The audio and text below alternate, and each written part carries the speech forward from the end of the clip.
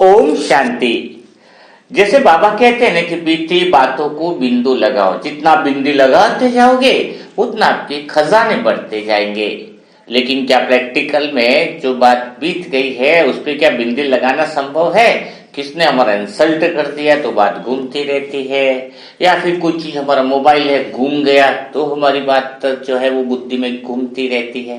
तो क्या ऐसा प्रैक्टिकल में संभव है कि हम बातों को बिंदु लगा दें? और वास्तव में अगर हमें बातों को, बीती बातों को अगर बिंदु लगाना आ जाता है तो हमारा पुरुषार्थ बहुत ऊंचा बढ़ जाता है। लेकिन यह हो नहीं पाता है, काफी सारी ब्राह्मण आत्मा अपने अनुभव से कहती है। लेकिन जब ऊंचे से ऊंचा भगवान यह बात कह रहा है कि बीती बातों को बिंदु लगाओ और यह संभव है, तो इसका अर्थ है कि अगर हम बिंदु नहीं लगा पा रहे हैं, बीती बातों को बिंदु नहीं लगा पा रहे, कहते हैं ना बाबा तो वैसे तीनों बिंदु को ध्यान में रखने के लिए कहता है कि मैं आत्मा बिंदी, बाबा बिंदी और जो बीत गया यानी ड्रामा भी क्या है, बिंदी ही है। तो आज हम इसी पर चिंतन करेंगे कि कैसे हम बीती बातों को बिंदु लगा सकते हैं या नहीं, और लगा सकते हैं तो उसकी क्या विधियां हैं। क्योंकि अगर आपको बीती बातों पे बिंदु लगाना आ गया यानी जीवन की 80% समस्याओं से आप मुक्त हो गए। आए ना समझ में?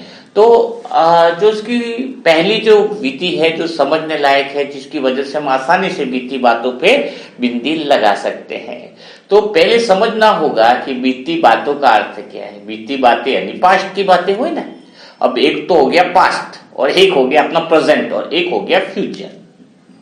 बाबा क्यों कहता है कि बीती बातों को बिंदी लगाना? क्योंकि हमारे मन के अंदर ज्यादातर जिसके भी थॉट हैं वो या तो पास्ट के चलते हैं या फिर उसके ज्यादातर जो दिमाग में जो थॉट हैं वो फ्यूचर के चलते हैं।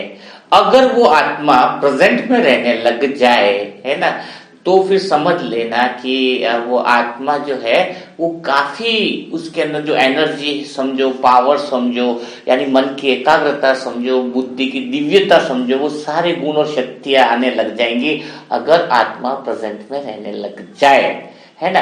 तो विचारों की संख्या भी जो है वो बहुत कम हो जाएगी, और थॉट की संख्या अगर कम हुई तो फिर मन की एनर्जी भी वेस्ट नहीं होगी, है ना। ज्यादा विचार आने से तो मन की शक्ति खत्म होती है ना। तो चलो बिना देरी किए हम जल्दी से सोचते हैं, विधि को समझते हैं कि बीती बातों को बिंदु कैसे लगाया जाए और फ्यूचर के आने वाले जो विचार है उसको भी कैसे रोका जाए, है ना। और उसी से समस्याएं जो उत्पन्न हो रही है उसको भी कैसे खत्म किया जाए। तो बीती हुई बातें जैसे कि बताया कि वो हो गई पास्ट की बातें, और पास्ट की बातें के पीछे आप लगे पड़े। पास्ट यानी है क्या?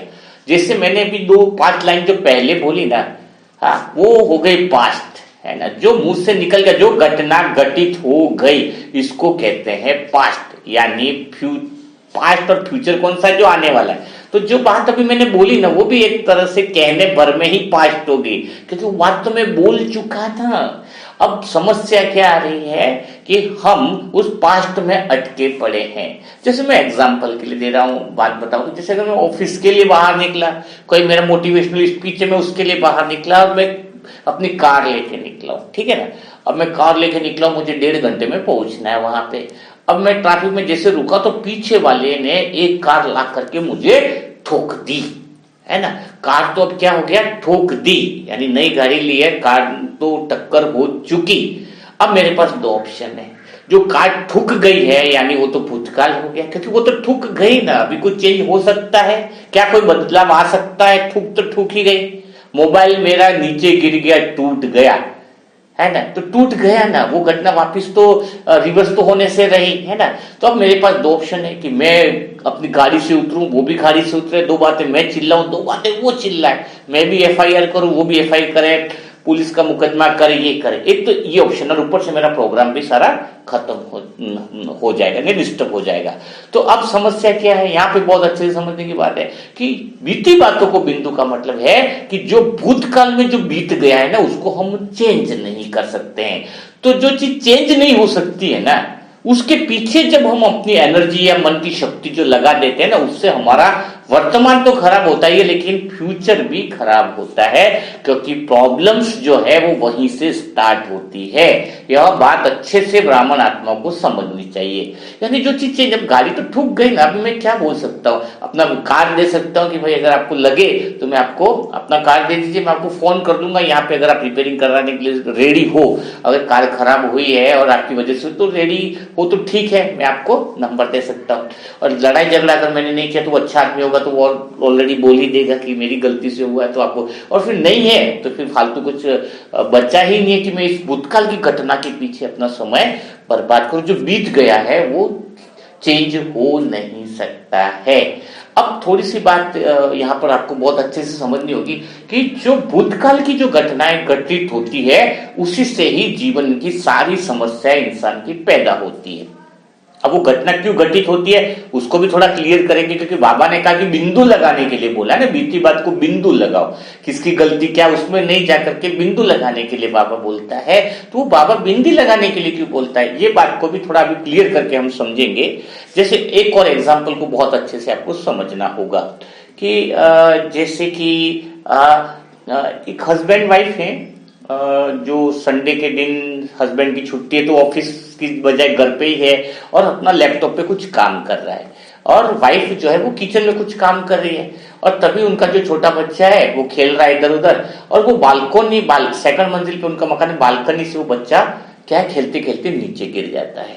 अब धड़ाम से गिर गया, अब क्या हो रहा है, पत्नी पति पे चिल्ला रही कि संडे का एक ही दिन मिलता है तो उस समय तो कम से कम आप बच्चे का ध्यान रखो।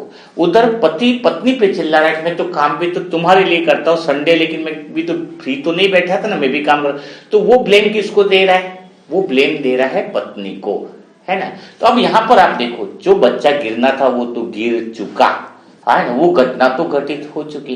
अब वो उसको हॉस्पिटल तुरंत ले जाने के बजाय ये चिंतन चल रहा है, और इसके बाद जैसे हॉस्पिटल तो पहुंच गए, लेकिन पत्नी अपनी स्टोरीज अपनी सास को, अपनी मम्मी को, अपने रिलेशन सबको बता रही है। क्यों? क्योंकि उस स्टोरी को क्रिएट करने वाला कौन है, उस स्टोरी को क्रिएट करने वाली वो पत्नी स्वयं है। तो वो कैसी स्टोरी बताएगी, वो अपने हिसाब से बताएगी कि सारी गलती उसके पति की ही है। और उधर पति जो है वो अपने दोस्तों को, रिश्तेदारों को, सबको जो अपनी स्टोरी बता रहा है, कि वो कैसे स्टोरी बताएगा, कि उस स्टोरी का राइटर कौन है, वो पति खुद है। तो वो स्टोरी कैसे लिखेगा, वो अपने हिसाब से लिखेगा ना, कि भाई मैं तो काम कर रहा था, मैं तो बहुत बिजी था, इनके लिए तो कमाता हूं, इनको ध्यान रखना चाहिए। तो अब देखो, छोटी सी चीज है जो बात बीत चुकी है ना, तो वो तो बीत गई है ना, बच्चा गिरना था तो वो तो गिर गया, लेकिन उसके बाद कितनी प्रॉब्लम क्रिएट हो रही है ना। अब आप भी सोचोगे कि एक्चुअली में देखा जाए तो फिर गलती भी किसकी है। कई बार होता है ना, सीढ़ी से अपन उतर रहे और तेल सीढ़ी पर रखा और गिर गए, है ना, गिर गए, पाव टूट गया और अपन चिल्लाने लगे कि तेल किसने रख दिया है। तो मैं आपको एक बहुत अच्छे से एक बात को समझाना चाहूंगा कि बाबा ने बोला बिंदी लगाने के लिए, तो बिंदी लगाने के लिए बाबा इसलिए बोलता है, हम क्या और क्यों में चले जाते हैं और बाबा कहता है क्या और क्यों में क्यों नहीं जाना है। क्योंकि वो तो जैसे सीढ़ी से नीचे उतरे और बीच में तेल रखा था तो गिर गए, लेकिन तेल तो माध्यम बना हमारे हिसाब किताब को पूरा करने के लिए, है ना। जैसे कहते हैं ना, एक ट्रक का बाइक से एक्सीडेंट हो गया तो हजारों बाइक चल रही है, उसी बाइक से एक्सीडेंट क्यों हुआ, क्योंकि वो ट्रक तो माध्यम बनी, है ना, कि बराबर वही ट्रक आ रही थी और हम भी बाइक से निकले। बाकी जो चीज हुई है, जो घटना घटित हुई है, वो किसी को दोष देने के बजाय यही समझना है कि वह कर्मों का हिसाब किताब है ना। अपन क्या करते हैं, कोई भी घटना घटित होती है तो ब्लेम देने लग जाते हैं कि यह उसकी गलती, और वो अपनी स्टोरी अपने हिसाब से बताएगा, वो स्टोरी अपने हिसाब से बताएगा। दो के बीच झगड़ा होता है जैसे पति पत्नी का बताए, लेकिन वास्तविक में सत्य क्या है, सत्य में तो न तो इसकी स्टोरी सही है न इसकी स्टोरी सही है। सत्य तो यही है कि कर्मों का हिसाब किताब है। तो जब हमारा दृष्टिकोण इस तरीके से हो जाए कि यह जो भी घटना घटित हुई है, जो बीत गई है, जो चेंज नहीं हो सकती। पहला तो दृष्टिकोण क्या होना चाहिए कि जो भी लाइफ में हमारे साथ घटना घटित हो चुकी, मोबाइल गिर गया, टूट गया, जो टूट गया वो वापिस अभी नया बनाएंगे तब देखेंगे, लेकिन अभी तो टूट गया, अभी तो वापिस तुरंत जुड़ने वाला नहीं है, ना वैसा बनने वाला है ना। तो एक्चुअल में उस घटना से इतनी परेशानियां नहीं होती है जितनी परेशानियां इंसान की सोच सोच कर होती है। जैसे एक व्यक्ति को थोड़ा सा बहुत पार्टी में झगड़ा हो गया, उसके दोस्त ने उसको गाल पे तमाचा लगा दिया, तो तमाचा तो एक बार लगाया, लेकिन वो घर पे पूरी रात उसके बारे में सोचता रहा, 1000 बार सोच लिया होगा। तो तमाचा तो एक बार लगाया, लेकिन उसने 1000 बार अपने आप को अंदर से तमाचा लगा दिया, उसने मुझे ऐसे कैसे मार दिया। अरे जो वो तो मार दिया, वो तो घटना बीत गई, अभी कुछ होने वाला नहीं है उसका, है ना। तो जब इंसान प्रेजेंट में रहने लग जाए, पास्ट का जो बीत गया उसके बारे में चिंतन न चले, तब उसकी लाइफ में सही तरीके से पुरुषार्थ संभव है, उसके जीवन में समस्या से वो मुक्त रह सकता है। और बाबा ने कहा ये कि बातों को बिंदु लगाकर आगे बढ़ना सीखो। मैं तो यहां तक कहना चाहूंगा कि वर्तमान में रहना मतलब अर्थ है कि जैसे अगर कोई 100 मंजिल से भी मुझे धक्का लगा दे पीछे से, तो मैं यह नहीं देखूंगा कि धक्का किसने लगाया, क्योंकि वो तो लगा दिया, अब तो मैं गिर गया ऊपर से। लेकिन अभी मैं नीचे भी नहीं गिरा हूं, है ना, नीचे मैं अभी बीच में हूं। तो मैं अभी क्या करूंगा, प्रेजेंट में रहूंगा। तो मैं तो बस वो पैराशूट से कहते कूदते ना, वैसा ही मैं बीच में क्या ले रहा हूं, अभी आनंद लूंगा। क्योंकि आधे लोग आपने देखा होगा बिल्डिंग से नीचे गिरने के बाद नहीं मरते हैं, वो डर के मारे ही अंदर से उनका हार्ट अटैक हो जाता है कि मैं अब तो नीचे गिरा और मर ही गया। और वहां से गिरने में के बाद उनका पोस्टमार्टम रिपोर्ट देखा गया तो ज्यादातर यही हुआ कि सर फटने से, ये फटने से नहीं मरे, जितना उसके पहले हार्ट अटैक से इंसान मर जाता है, वो डर से ही वो इतना मर जाता है। तो बस मेरा तो यही रहेगा कि पीछे जिसने धक्का लगा वो सोचने का कुछ फायदा नहीं, उसने तो लगा दिया, क्यों लगाया, किसने लगाया, वो भी नहीं है। और तो वो पास्ट का तो मैं आत्मा सोचूंगी ना, फ्यूचर, अभी मैं गिरा तो नहीं हूं ना नीचे, सब फटा, क्या हुआ क्या पता, नीचे कोई बचा भी ले, नीचे कोई वो नेट भी लगा दे, तो मैं गिरा भी नहीं हूं, अभी तो मैं हूं बीच में हवा का। तो चलो हवा का ही आनंद ले लो। इसको कहते हैं प्रेजेंट मोमेंट में रहने की कला।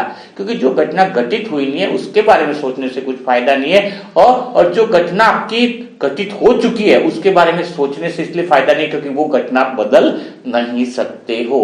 तो मेरे हिसाब से आज आपको समझ में आया होगा कि बीती बातों को बिंदु लगाकर हम समस्याओं को कैसे मुक्त रह सकते हैं, और बीती बातों को बिंदु लगाने की सही विधि क्या है। अब हम नेक्स्ट सेशन में बात करेंगे कि फ्यूचर में जो घटनाएं घटित नहीं हुई है उसको हम कैसे डॉट लगा सकते हैं, ताकि आप जो है वो ज्यादा जिसको सोचने की आदत है, ज्यादा जिसको चिंतन करने की आदत है, वो सारी बातों से वह मुक्त हो जाएगा। नहीं तो कई लोग डिप्रेशन के भी शिकार हो जाते हैं। तो कल फिर हम मुलाकात करेंगे नए सेशन के साथ। तब तक के लिए सभी भाई बहनों को ओम शांति, ओम शांति।